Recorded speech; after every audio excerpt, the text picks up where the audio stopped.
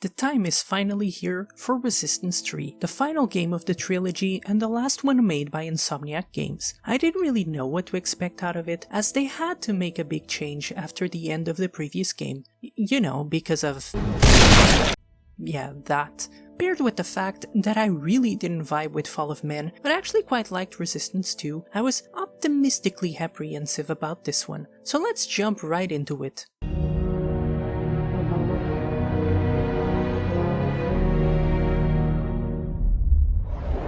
Just like its predecessors, Resistance 3 is a first-person shooter developed by Insomniac Games for the PlayStation 3. It serves as the end of the Resistance trilogy and to the fight against the Chimera, the bug-like creatures that were trying to wipe out humanity and conquer the Earth. You play as Joseph Capelli, you know, this guy. A cure to the Chimeran virus is found in Hale's blood after his death, and Joe is dishonorably discharged for killing him. 4 years later, he lives in a community of survivors in Oklahoma with his wife and child. Apparently his wife is Hale's adoptive sister, which I thought was super random, but not only is that not mentioned in-game, but it also serves no purpose to the plot. It's just a fun fact for anyone who cares, I guess. The community gets found by the Chimera, and as they are preparing to evacuate, Joe is reunited with Dr. Malikov from the previous game. He is the guy with the most knowledge of the Chimera and the one who found the cure in Nathan's blood, so a pretty big deal. He tells Joe that the Chimera created a huge terraformer in New York that is cooling the weather to an extreme degree and that he needs his help destroying it before it's too late. Convinced by his wife, Joe agrees and sets off with Malikov to New York. So right off the bat, the feel and vibe of this game is completely different from its predecessors. It's a lot more human and grounded. There are still action sequences and all, but the core of it is just way more personal, portraying a journey with human NPCs, both friendly and hostile, and with a goal that, even if very important in the grand scheme of things, feels a lot smaller in comparison to before. It's a lot more post-apocalyptic / survival coded, as opposed to the more militaristic focus of the previous games. The game also feels heavier to play. Every movement, every shot has a really satisfying weight to it. Probably hard to tell if you don't play each game back to back, but trust me, it's very different and I'm all here for it. In fact, the gameplay is the best it's ever been, with more modern feeling controls, funner and more interesting weapons, and a return to some of the best features of Fall of Man, but with major improvements. Let's start with your health, which no longer regenerates on its own. You have to get health packs scattered around the levels to heal, but you are also much tougher and it takes a considerably longer time than before to die, which alleviates a lot of the frustrations of Resistance 1, where it felt like a gust of wind was enough to take you out. This simple change makes the game feel so much faster, as what makes more sense is to push through as to access more health, and not being so squishy makes that viable. The weapons this time around are exactly what I wanted and hoped for from the start. Not only do they feel better because of improved controls and extra weight to them, with better sound and visual feedback to every weapon,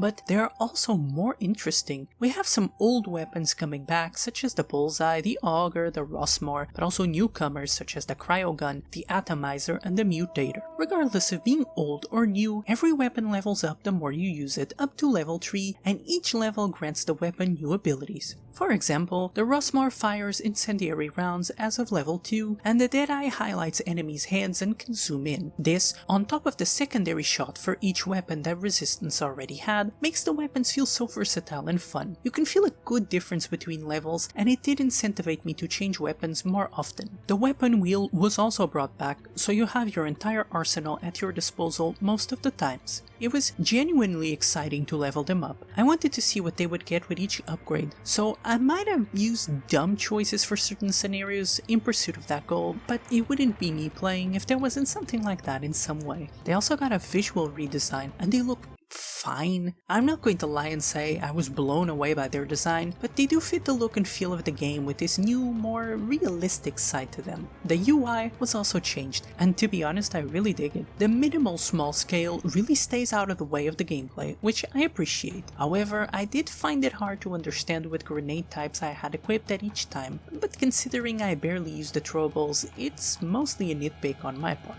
The atmosphere of Resistance 3 also reached a good midterm between the grounded, muted, honestly kind of boring looking Fall of Man and the more colorful and, dare I say, mildly more futuristic Resistance 2 to make some of the best environments and visuals of the trilogy. That world building from the previous game is still here, with the radio chatters, Back to the hideout as soon as it gets dark.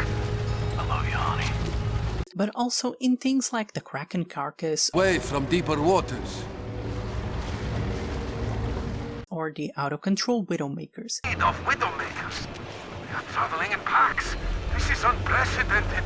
It feels lived in, and there are things that we never learned simply because they were way above our pay grade, and that really gives you the sense that the world doesn't need you to exist, you're simply a part of it. I'm not sure if it was all the changes, or maybe I was just more used to playing these games, but Resistance 3 was considerably easier than the previous ones. There wasn't any point that kicked my ass repeatedly. It's not a cakewalk or anything, and it did get harder by the end, but it just wasn't the same. I for one am okay with this, but still something to note as both Resistance 1 and 2, but especially 1, were not too kind to me. What also got revamped, kinda, was the collectibles, and I say kinda because they are still technically the same type of collectibles, that being files, but this time around they are much easier to digest and also more interesting. Let me explain. So you have the lore ones, which are Dr. Malakoff's notes on the Chimera and are fully voiced. This amount of body heat. Thus they must use a cooling apparatus to survive longer than a few days. Then there are the other fully voiced ones, which are audio files where survivors recorded their last moments alive or before turning. The meal was 6 days ago. Hunger used to come and go. Now I feel nothing.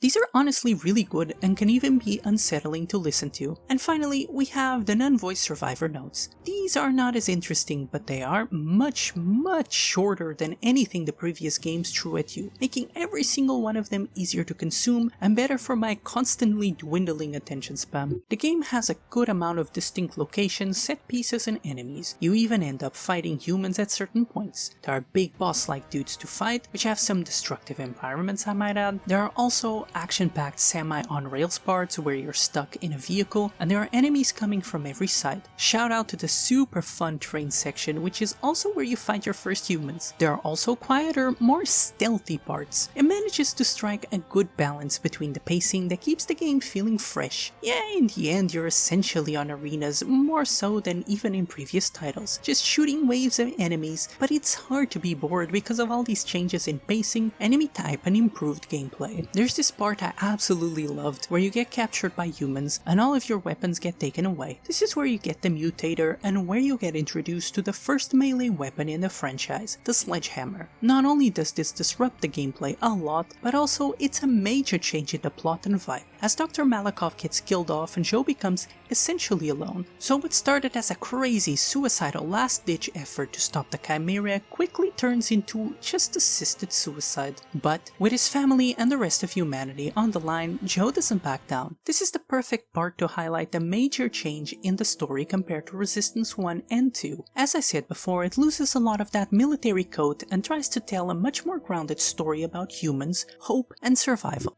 You're not just told that civilians are dying, you're one too. You see it with your own eyes, and you also see what a survivor might expect from this world. Just humans being humans and twisting a bad situation to suit their narcissistic, egotistical wants. The Chimera are also always hunting for the last remaining survivors, and with the terraforming, are even trying to make the Earth inhospitable to humans. The previous games told you this, but here it truly does set in that this is it. This is the last hope for humanity. The world feels so much better realized thanks to all these elements. Something I really liked about Resistance 2 that I feel is even better here. The interactions, settlements, and all that I mentioned before really sell the world in a way the previous games just didn't. The story just hit different too. It was much more interesting and better accomplished. But to be fair, considering the amount of cutscenes present in Resistance 3, it definitely was a bigger focus this time around. I will say though, although it's nice the ending was positive, I do think it was a bit abrupt. Particularly the final cutscene. It feels like it needed something to tie things together. Some dialogue, a mini epilogue, I don't know. But just like I wrote on my notes, it's about the journey, not the destination, I guess.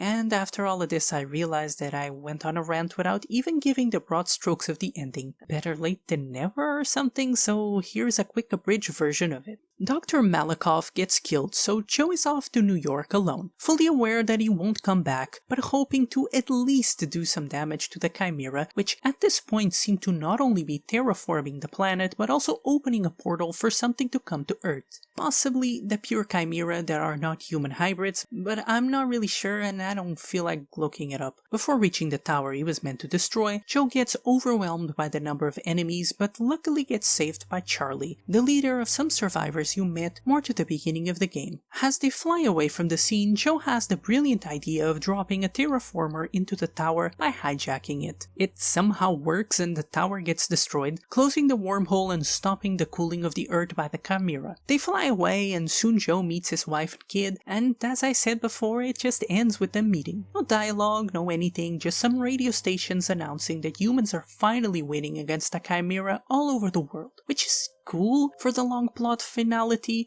but not for the personal story. But whatever, I'm basically repeating myself and I already gave my opinions on the end, so no need to add fuel to the fire. I will say though, the last gameplay part was kind of fun, but also extremely messy and confusing. Since I don't think you can fail, it's still not a huge deal, but it was kind of disorienting. That I know of, this is how the franchise ends. There was a Resistance 4 pitch to Sony long ago, but they refused it, so I wouldn't hold out hope for something further from this point, but at least it ends on a high note. This time, you can play the campaign co-op split screen. They did get rid of the co-op only mode from Resistance 2, but I don't think that's a big loss to be honest. Once again, the multiplayer is long gone by now, and from what I could gather, this one will most likely not be revived by the community, but who knows, maybe one day. After you beat the game, you can head on over to the shop and use your credits earned either through trophies or in-game achievements to purchase things such as modifiers for your game, skins, which are absolutely useless now, art, and videos. The modifiers can be things like infinite ammo or the return of regenerative health, and although there isn't a traditional New Game Plus, you can replay the entire game with those modifiers on, or start from any point in the game through chapter select with the levels of your weapons intact as well. Concept art is always worthwhile, and the videos also have some fun things such as outtakes or bug reels, but honestly, unless you're a completionist, just watch these online. It ain't worth forcing yourself to get the credits. Despite a lot of people not really caring, I did notice the trophies were more fun than Resistance 2 and actually feasible without the multiplayer to platinum. I won't be doing it as these videos take so long as is, but I do think it's worth a mention just in case any of you are trophy hunters. One last thing about the shop, there seems to be at least one or two things locked behind visiting a website, which I'm not a fan of, so I didn't even bother to check if the website still works, but I'm willing to guess that it doesn't. Oh, and I almost forgot,